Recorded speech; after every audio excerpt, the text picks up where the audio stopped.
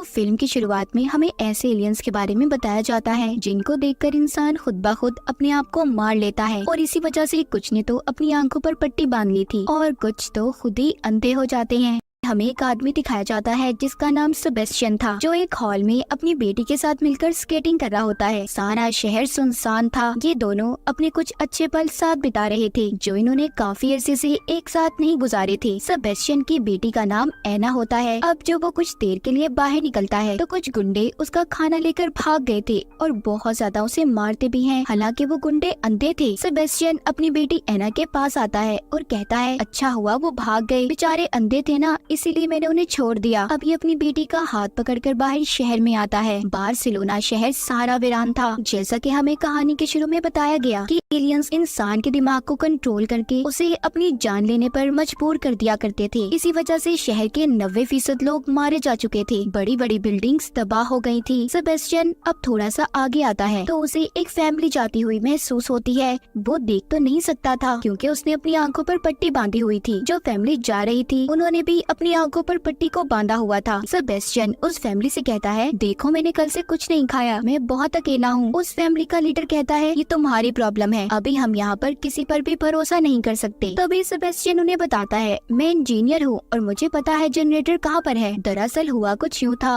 Barcelona शहर में बहुत ज्यादा ठंड थी और इसीलिए सबको गर्म होने के लिए अपने कमरों में बिजली की जरूरत थी। उस फैमिली के पास कोई और रास्ता भी नहीं था, तो इसीलिए वो सेबेस्टियन को अपने साथ मिलाकर अपनी खुफिया जगह पर ले आए थे जो कि बस का एक कारखाना था। वहाँ पर और भी बहुत से लोग मौजूद थे जिनमें डॉक्टर, इंजीनियर्स, बहुत से लोग शामिल थे। सेबेस्टियन की आंख पर चोट लगी हुई थी जो उस वक्त लगी थी जब इसे अंधे गुंडों ने मारा था। वहाँ पर एक लेडी डॉक्टर उसका इलाज करती है और उसकी चोट में टांके लगाती है। सेबेस्टियन उस लेडी डॉक्टर से पूछता है यहाँ पर और कितने लोग रहते हैं। वो बताती है मुझे मिलाकर यहाँ पर 6 लोग रह रहे हैं। अब रात हो चुकी थी, सभी मिलकर खाना खाते हैं। वहाँ पर एक आदमी था जिसने अपनी आंखें जाया कर दी थी, यानी कि वो खुद ही अंधा हो गया था। वो यहाँ पर सबको अपनी कहानी सुनाता है। कहता है कि शहर में और भी बहुत से लोग हैं जिनको उन एलियंस ने पोजेस्ट कर लिया है, यानी कि अपने कंट्रोल में। वो पोजेस्ट हुए इंसान उन एलियंस का साथ देते हैं। वो लोगों के पास जाकर उनकी आंखों पर बंधी पट्टी को खोल देते हैं, जिससे एलियंस उनके दिमाग पर काबू करके उनकी जान लेने पर उन्हें मजबूर कर देते हैं। मेरे साथ भी ऐसा ही हुआ था। मेरी बीवी ने जब आंखों पर पट्टी बांधी हुई थी तो कुछ पोजेस्ड इंसानों ने आकर मेरी बीवी को खुले मैदान में ले जाकर उसकी पट्टी को खोल दिया, जिस वजह से उसने अपनी जान ले ली। वो मेरे साथ भी ऐसा ही करने वाले थे, तभी मैंने अपनी आंखों को चाकू मारकर जाया कर दिया और इसीलिए उन्होंने मुझे जाने दिया। सच बात तो ये है, वक्त बहुत ज्यादा मुश्किल है, हमें एक दूसरे का साथ देना होगा वरना हम कभी भी जिंदा बच नहीं पाएंगे। जब रात को सब सो गए थे तो सेबेस्टियन उस बस की चाबियां ढूंढने की कोशिश करता है जिसमें सब सो रहे थे। वहाँ पर जो लेडी डॉक्टर थी वो जाग जाती है और कहती है देखो ऐसा मत करो, अगर हम बाहर गए तो वो एलियंस हमारी जान ले लेंगे। मगर वो किसी की बात भी नहीं मानता। सामने जो एक बंद दरवाजा था वो उसमें बस को स्टार्ट करके दे मारता है। दरवाजा टूटने की वजह से सब लोग बाहर आ गए थे। एक खुले मैदान में उनकी बस का एक्सीडेंट हो गया था। सभी सेबेस्टियन से पूछते हैं कि आखिर तुमने ऐसा क्यों किया, सब तुम्हें मना कर रहे थे ना, तुम बहुत बड़े धोखेबाज हो। एक तो हमने तुम्हारी जान बचाई, उल्टा तुमने हमें ये मुसीबत में डाल दिया। तभी यहाँ पर सेबेस्टियन को महसूस होता है कि वो एलियंस इनके पास आ रहे हैं। दरअसल उन एलियंस की आते ही ग्रेविटेशनल फोर्स कम हो जाया करती थी, पत्ते पत्थर हवा में लहराने लगते थे। इस वक्त भी ऐसा ही हो रहा था। जैसे ही पहला आदमी उस एलियन को देखता है, अपनी तरफ आता महसूस करता है, उसने कांच का टुकड़ा उठाकर अपना गला काट लिया था। वो लेडी डॉक्टर जब बस से बाहर आई थी तब उसने भी बस के टायर में अपना मुंह दे दिया था और गर्दन टूट जाने की वजह से मर जाती है। वहाँ पर तीसरा आदमी जिसके हाथ में लाइटर था वो बस के पास जाकर जलते हुए लाइटर को फेंक देता है। पेट्रोल की वजह से बस में आग लग गई थी, वो आदमी भी जलकर मर जाता है। वो एलियंस दरअसल इंसान का डर उनके आगे आने पर मजबूर कर दिया करता था। जैसा डर इंसान के दिल में होगा उसकी वैसे ही मौत होगी।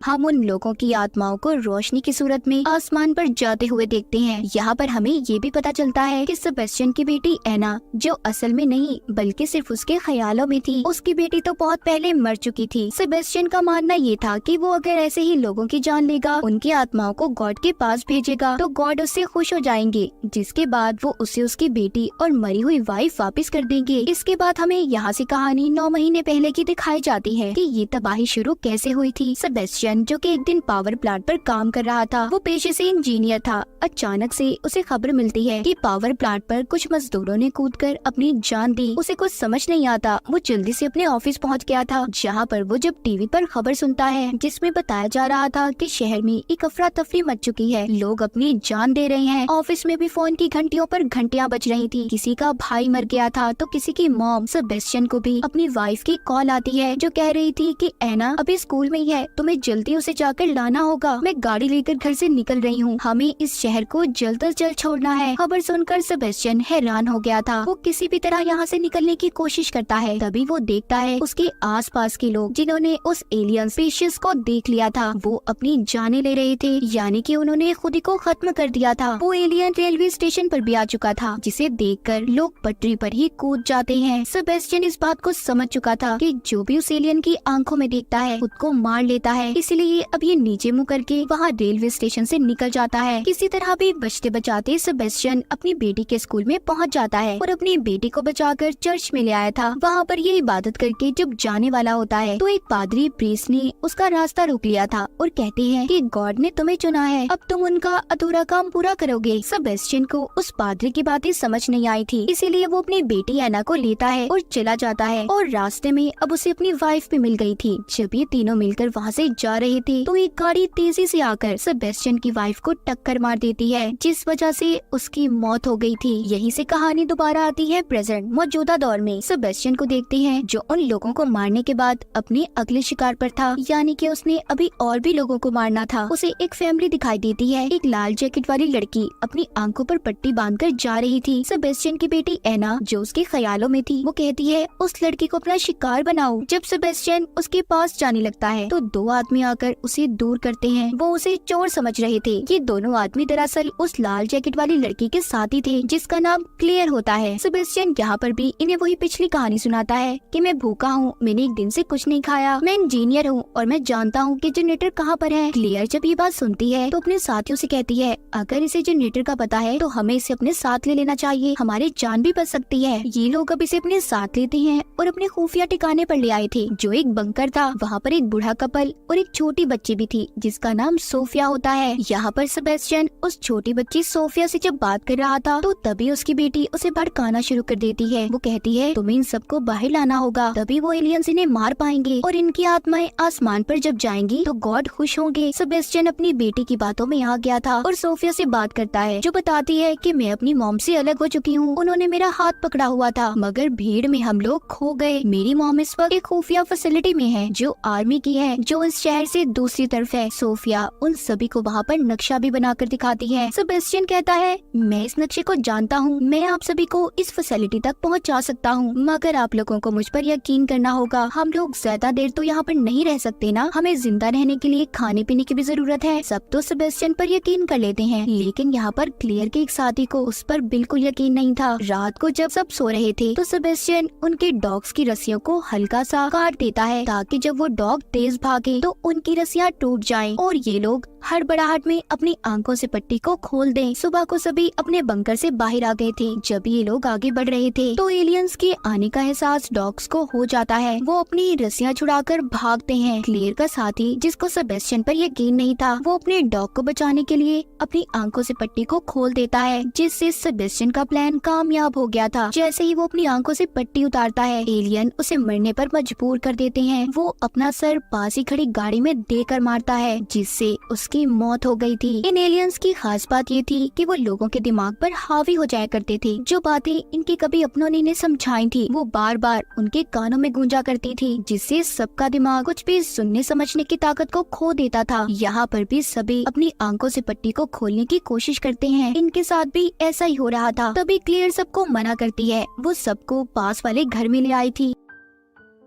सोफिया जो बहुत ज्यादा डरी हुई थी, सेबेस्टियन उसे अपनी बेटी एना का लॉकेट देता है। क्लेयर यहाँ पर अपने साथी के साथ सोचती है कि जब सभी अपनी जान बचाने की कोशिश कर रहे थे, चीखो पुकार थी, तब मैंने सेबेस्टियन की आवाज को नहीं सुना और मैंने उसके सर पर लगे टांगों को भी देखा है। इसका मतलब वो पहले किसी ग्रुप के साथ रह चुका है। उधर ही उस बूढ़े कपल में से हस्बैंड को भी हाथ पर डॉग ने काट लिया था, इस वजह से उसके हाथ से खून निकल रहा था। ये उस घर में दवाइयों को ढूंढने लगते हैं। जब क्लेयर का साथी ऊपर जाता है तो सेबेस्टियन ने चला चालाकी से उसकी आंखों से पट्टी को खोल दिया था और एलियन खिड़की से आकर उसे भी मार देता है। और नीचे आकर उसने सभी से झूठ बोल दिया था कि ऊपर एलियन है, हमें जल्दी यहाँ से निकलना होगा वरना वो हमें भी मार देगा। ये इन्हें लेकर यहाँ से भी निकल जाता है। बाहर जाते ही उस बूढ़े कपल में से हस्बैंड की हालत बहुत ज्यादा खराब हो गई थी, उससे चला भी नहीं जा रहा था। उसकी वाइफ उसके पास आती है, वो दोनों वहीं पर रुक गए थे। वो क्लेयर और सेबेस्टियन से कहते हैं कि तुम लोग जाओ, हम यहीं पर रुकेंगे, वैसे भी हमारी उम्र हो गई है, अगर हम मर भी गए तो कुछ नहीं होगा। वो दोनों मरने से पहले एक दूसरे को देखना चाहते थे। जैसे ही वो अपनी आंखों से पट्टी को हटाते हैं, एलियंस ने आकर उन्हें भी मार दिया था। इधर सेबेस्टियन सोफिया और क्लेयर को बचाकर एक घर में ले आता है। यहाँ पर बार बार एना उसके ख्यालों में आकर यही कह रही थी कि बस 2 और डैड, आपको 2 और लोगों की जान लेनी है, इनकी आंखों से पट्टी को हटा दो, ये मरेंगे तभी तो हम मिल पाएंगे। मगर सेबेस्टियन छोटी बच्ची सोफिया की आंखों से पट्टी को नहीं हटा सकता था। इसी दौरान वो अपने दिमाग को काबू में ले आता है। उसे समझ आ गई थी कि जो कुछ भी वो कर रहा है सब गलत है। अब यहीं से कहानी 8 महीने पहले की दिखाई जाती है। सेबेस्टियन की वाइफ की मौत और उस हादसे के बाद शहर की आबादी